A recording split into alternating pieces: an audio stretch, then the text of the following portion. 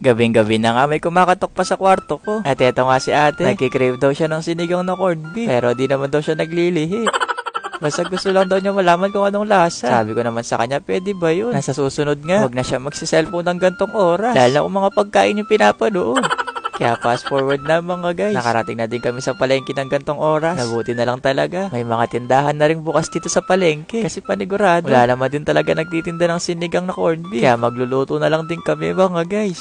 Na kahit gabing-gabi na dito mga guys, may nakakilala pa dito kay Chow. Kaya shoutout kina ate. Na sana daw masama sila sa vlog. Mukhang di naman prepared si ate. Kasi tignan mo yung dala niya cellphone. Nakalista yung mga bibilin niya. At meron pa talagang picture.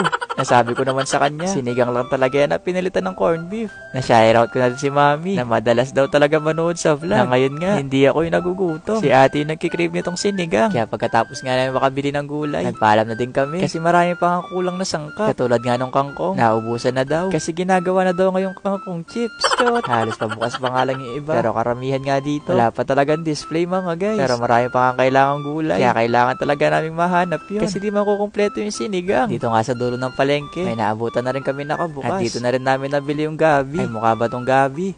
Basta gabi to kasi gabi na rin dito. Chot!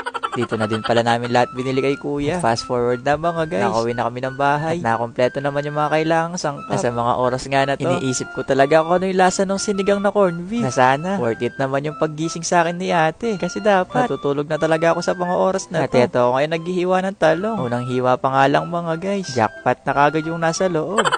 Kaya ang ibig sabihin nga niyan, kapag pipili ka na makakasama sa buhay, piliin mo rin yung may magandang kalooban. Hindi lang yung panlabas. Tignan niyo ako, gwapo na, mabait pa. Tapos marunong pa magluto. Kaya kapag talaga ako yung napangasawa mo, gagawin mo lang talaga maghugas sa mga pinaglutuan ko. Shot! Eto na pala yung mga nahiwa natin. Kaya tara na, magluto na tayo ng sinigang na corned beef. At para malaman na din kung masarap ba talaga yung sinigang na corned beef. At dahil first time ko nga lang makakaluto ng ganito, susundan ko na lang kung paano ako nagluluto ng sinigang na baboy. Sa una nga, kailangan mo munang manggisa. Kasunod nga yung kamatit at saka yung gabi. Medyo matigas kasi to. Kailangan mabilis din itong mapalambot. Kaya kung hindi ka pa nga nakakapagluto ng sinigang na corned beef, eto na yung sign mo. Pero kung tinatamad ka naman magluto, magtitinda ako bukas sa tindahan namin. Chot!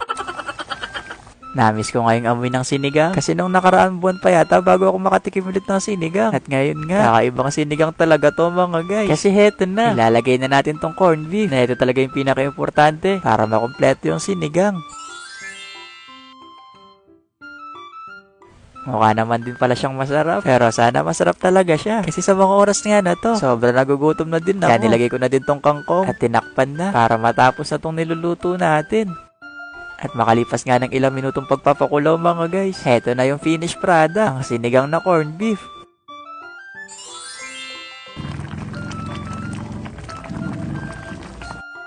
Sobrang bango nga nitong niluto natin ngayon mga guys. Kaya tara na, tikman na natin tong sinigang. Kasi medyo marami din to. Yun nga lang talaga, nawawala na tayong mga corned beef. Chot! Excited na nga ako matikman to. Pero syempre, mas alam ko mas excited doon nagpaluto. Na kahit hindi naman naglilihim mga guys. Nagpaluto talaga ng sinigang na corned beef. Kasi naku-curious lang daw siya sa lasa.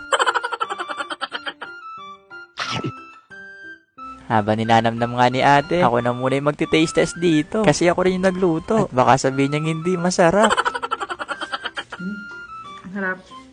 Masarap niya, no? Yes. Natin. Okay guys, ang sarap. Ready pala yung sinigang na corned beef. Sa susunod naman, sinigang na sardinas. Try natin yung sardinas. Masarap naman pala yung sinigang na corned beef mga guys. Mukhang mapapa-extra rice pa tayo dito. Ayun lang. Bye-bye!